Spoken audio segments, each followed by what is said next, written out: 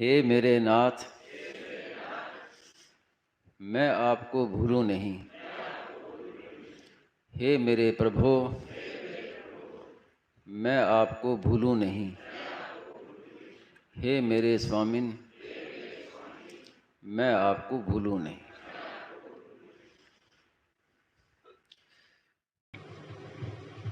जैसे आपने सुबह आज फरमाया था कि कर्मयोगी सेवा के माध्यम से ऋण से मुक्त हो जाता है और भक्ति योगी भगवान के शरण होने के कारण भगवान उनका ऋण माफ कर देते हैं। ऐसे ज्ञान योगी का ऋण कैसे मुक्त होता है? वो गुणा गणेश वर्तनते, वो अपना संबंध नहीं मानता, इसलिए गुणा गणेश वर्तनते नैव किंचित करोमि युक्त मन्य तत्व, इसलिए वो उस पर ऋण लागू नहीं होता। और सुबह आपने ये भी कहा था कि ज्ञान की इच्छा, सत और चित्त और आनंद, ये तीनों इच्छा सबके अंदर में रहता है जी। तो जो व्यक्ति कोई मरना नहीं चाहता, हाँ, तो फिर आदमी आत्महत्या क्यों कर लेता? आत्महत्या ये तो मूर्खता है, आत्महत्या मूर्खता है। उसमें भी स्वामी उन्होंने एक बात कही है कि जो आत्महत्या करता है, जिस समय उसके प्राण निकल रहे होते हैं उस समय बहुत पश्चाताप करता है कि मैंने बड़ी भारी गलती की। और ये आत्महत्या दूसरे की हत्या करने का समान पाप लगता है उसको। वो अज्ञानता क्या है कि बस वो समझता है कि ये इतने बहुत दुखी है, दुख सहन नहीं कर पा रहा हूँ, तो चलो अपने को खत्म कर दो, इससे दुख मिट जाएगा। लेकिन उल्टा दुख उसने और बढ़ा लिया, क्योंकि दुख जो है कर्मों का फल है, वो तो उसको भोगना पड़ेगा ही। और नया उसने पाप कर्म और कर दिया, दूसरे की हत्या का समान उसने पाप कर लिया। और इतना बड़ा पाप किया, शास्त्र में लिखा है, धर्मशास्त्र में, निर्णय सिंधु धर्म सिंधु में, कि जिसने स्त्री ने गर्भपात किया है और या जिसने आत्महत्या की है, उसके पीछे उसकी जो क्रियाकर्म अंत्येष्टि कर्म करने वाले को पाप लगता है, उसके पीछे नारायण बलि करने वाले को पाप लगता है। तो अगर अब किसी को करना तो पड़ेगा ही, उसकी अंत्येष्टि क्रिया जो भी करना पड़ेगी, तो जो करेगा उसको फिर प्रायश्चित करना पड़ेगा उसको। इतना भारी ये अपराध पाप है। और आज कल युग में तो बहुत ज्यादा बढ़ गया आजकल तो।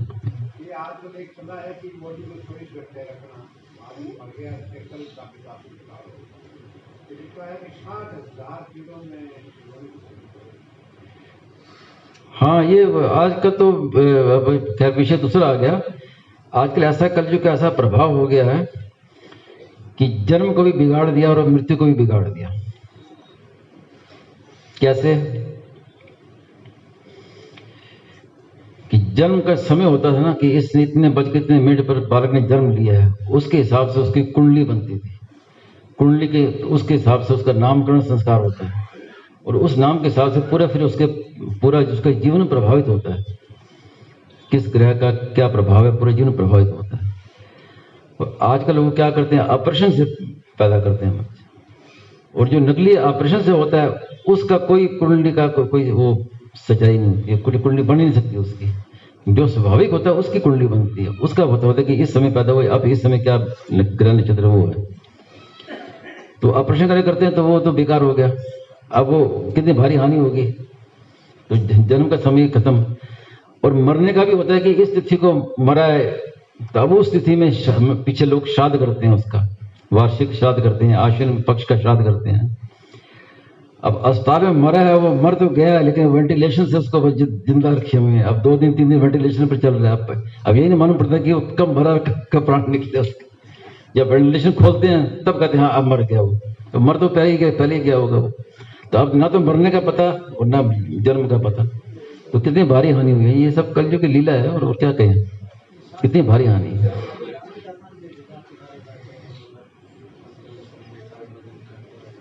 नहीं, वो अलग है, वो शादी विधान, वो विधान अलग है। वो तो एक तपस्या है और एक विधान है अलग से, उसकी विधि अलग आती है उसमें, वो बात नहीं। उसमें भी वो मरेगा तो उसको भी तो पता चलेगा कि इस दिन मरा है वो। वेंटिलेशन में तो पता ही नहीं चलता कि कब मरा वो, सांस चल रही है उसकी नकली।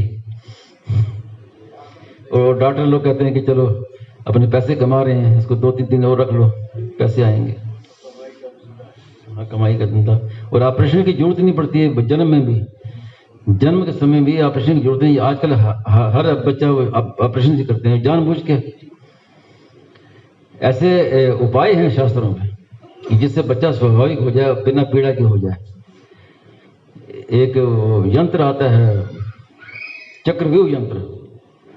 चक्रव्यूह जब बनाया था ना महाभारत युद्ध में, तो चक्रव्यूह यंत्र है। वो यंत्र अगर कोई स्त्री को उसको जब प्रसव पीड़ा हो तो उसके हाथ में वो पकड़ ले, उस यंत्र को ले ले, तो सुखपूर्वक उसका प्रसव हो जाएगा, ऑपरेशन की जरूरत नहीं पड़ेगी। यंत्र है, मिलता है यंत्र चक्रव्यूह। ऐसे और भी उपाय हैं, आपने लिखे भी पुस्तकों में मिलते हैं। तो ऐसे उपाय हैं तो जिससे वो होता है। लेकिन आजकल क्या है कि वो जानते हुए जानबूझ के डॉक्टर देरी नहीं करते कि थोड़ा इंतजार कर लें, बस फट ऑपरेशन कर देंगे, क्योंकि उसमें अच्छे पैसे बन जाते हैं उनके। तो पैसों के लोभ के कारण से इतनी मतलब पतन हो गया है कि दूसरे के अहित का तो विचार ही खत्म हो गया, केवल बस पैसा मिले, पैसा मिले, पैसा मिले। हाँ, और ये भी है, ये भी सरकार की ओर से भी प्रोत्साहन मिलता है, क्योंकि ऑपरेशन के बाद फिर एक बच्चा और सकता है, उससे ज्यादा बच्चा संतान नहीं हो सकती उसकी। तो परिवार नियोजन का ये है। तो अब पता नहीं क्या क्या पतन के है रास्ते बने हुए हैं, जिसका कोई भगवान ही बचाए।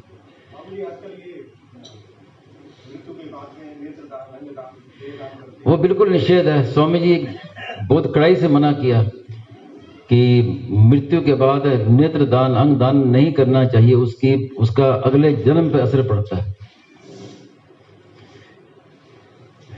नेत्रहीनों की संख्या बहुत बढ़ रही है विश्व में।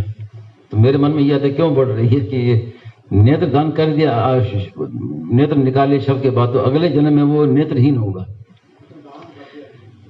हाँ, तो उसमें दान अलग चीज है।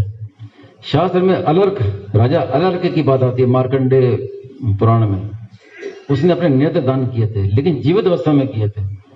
स्वामी कहते हैं कि दान करने की हिम्मत है तो जीवित अवस्था में दान करो, लेकिन मरने पर शव के साथ छेड़छाड़ नहीं करनी चाहिए। फिर महाराज ने इसके लिए काशी में एक संस्था है विद्वानों की, विद्वत परिषद है, उनसे उनको पत्र लिखा कि इस विषय में क्या क्या आपके पास प्रमाण है, उनका मतलब क्या राय, क्या उनकी जानने के लिए उनके क्या विचार हैं। तो पत्र लिखा, फिर वहां से उनका उत्तर आया, मेरे पास रखा हुआ है। तो उसमें उन्होंने लिखा है कि हमने कई शास्त्रों को देखा है कि जब व्यक्ति मर जाता है तो उसके शव के साथ छेड़छाड़ नहीं करनी चाहिए, क्योंकि उसके शव पर अग्नि का अधिकार है, जिसमें वो जलाया जाएगा उस अग्नि का अधिकार है। तो उसको अंग भंग नहीं करना चाहिए, बड़ा भारी पाप है, दोष है। तो स्वामी जी कहते हैं कि आजकल कलयुग में वही रिवाज चलती हैं जिससे लोग नरकों में जाए, इसलिए वो ऐसी बातों का प्रचार होता है, लोगों को चिंता ही नहीं ना कल्याण की। स्वामी से किसी ने पूछा कि हमारे धर्म में इतने विधि विधान है कि ऐसा करो, ये करो, वो करो, विदेशी लोग इन बातों को मानते ही नहीं है। तो महाराज ने कहा कि हमारा जो विधान है ये है कल्याण को लेकर। विदेशी लोगों को खाली मरने तक इस जीवन को ही पता है, आगे क्या होगा उसको कोई चिंता नहीं है, तो इसलिए वो कुछ भी करें। लेकिन हम जो करते हैं उसका जो असर है वो हमारे कल्याण पर पड़ता है। हमारे जो विधि विधान है वो खाली इस जन्म के लिए नहीं है, मरने के बाद भी दुर्गति ना हो उसके लिए भी है वो विधि विधान। इसलिए ये जरूर मानने चाहिए नियम, जो अपनी संस्कृति का नियम है।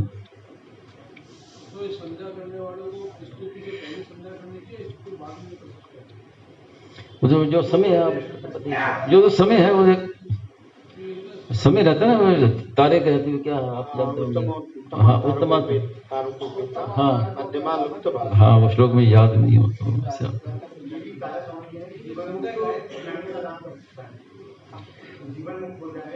हाँ हाँ, ये कहा ये वो दान करने का अधिकार जीवन मुक्त को है, मतलब बालिक को है। नाबालिग, जैसे नाबालिग का अधिकार नहीं होता ना संपत्ति पर, बालिक का होता है, तो वैसे ही बालिक, वो बाकी सब लोग हैं नाबालिग हैं, लेकिन जिसने परमात्मा की प्राप्ति कर ली है वो बालिग है, वो चाहे तो दे सकता है, लेकिन दूसरा आदमी, दूसरा लेने वाला भी स्वीकार करे उसको, तो उसके कई प्रमाण भी मिलते हैं। किसने जीवन दान कर दिया, किसने क्या दान किया, लेकिन उसके पहले किसी का अधिकार नहीं है अंग दान आदि करने का, बिल्कुल अधिकार नहीं।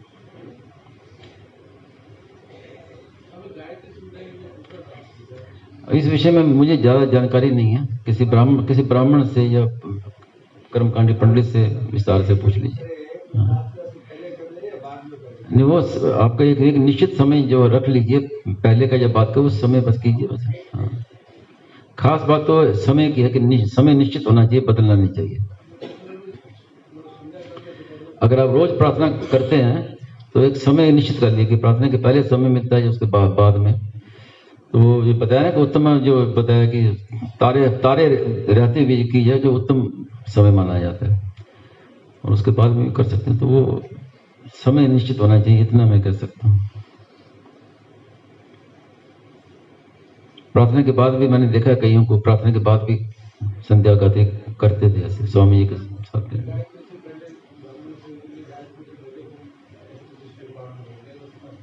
क्या जी? नहीं, ऐसा जचती नहीं बात, ये बात नहीं जचती। हाँ, नहीं सुना लेकिन वो सही नहीं।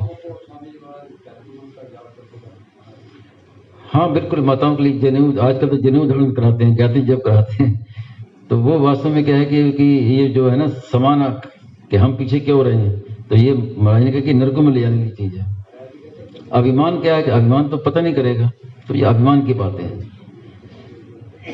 तो जितनी समानता, अब ज्यादा ये तो बहुत बातें कई विस्तार हो जाएंगे। सृष्टि जो है ये विषमता से होती है, और प्रलय होती है समानता में होती है। गुणों की विषमता से सृष्टि पैदा होती है, और गुणों की समानता से प्रलय होता है। तो विषमता जो ये प्रकृति का नियम है, प्रकृति में विषमता है। आप कहेंगे नियम का पेड़ है, 4 पेड़ नियम के हैं, लेकिन सूक्ष्म दृष्टि से देखें तो चारों में फर्क है। चारों में भी एक पेड़ को देखें, उसमें जितने पत्ते हैं हर पत्ते भी आपस में नहीं मिलेंगे, सबकी जो शिराएं हैं अलग अलग हैं। तो कोई 2 चीज आपस में, इतनी विषमता है, क्योंकि विषमता में सृष्टि है, और जहां समता आएगी तो वहां विनाश शुरू हो जाएगा। गुणों के समता में नाश होता। तो अभी जो क्या है कि सब समान है, सब एक है, तो मूर्खता है, विनाश काले विपरीत बुद्धि। वास्तव में सबका अपना अपना अधिकार है, स्वे स्वे कर्मणि विरतः संसिद्धिं लभते नरः। तो ये बुद्धि भ्रष्ट होने का लक्षण है कि भाई हम पीछे क्यों रहे हैं, तो अभिमान है, और अभिमान तो पतन करेगा। आप कल्याण की भावना थोड़ी है इसके पीछे, कोई इसके पीछे कल्याण की भावना नहीं है। जो कल्याण चाहता है वो ऐसे करेगा ही नहीं, शास्त्र निश्चित काम करेगा ही नहीं।